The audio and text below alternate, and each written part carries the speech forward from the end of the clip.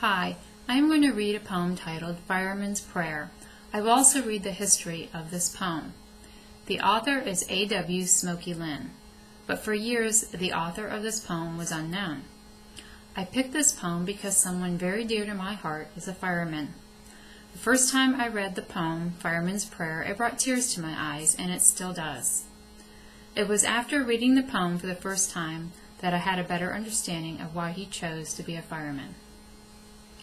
Fireman's Prayer.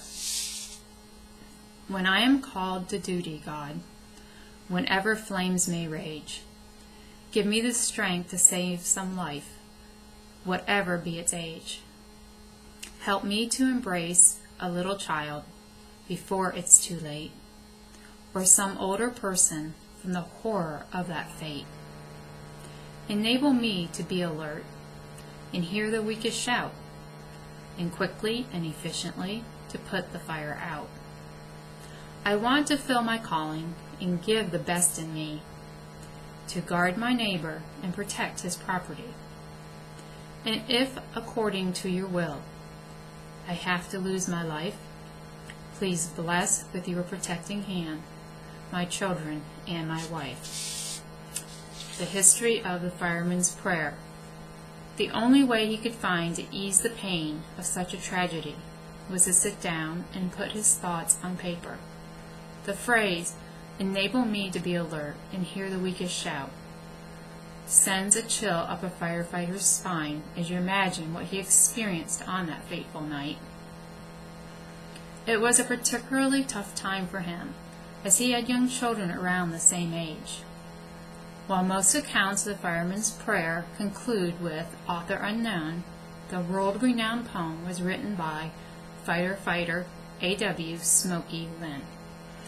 As a young firefighter, in 1958, Lynn and his crew responded to a fire in which 3 children were trapped behind security bars and died in the fire. His granddaughter, Penny McLaughlin, said that back then there were no grief counselors to help the firefighters. Penny believes this was an actual prayer from him to God for the sake of his own family and the other firemen and the families of the children. Smokey joined the Wichita, Kansas Fire Department in 1947 after returning from World War II.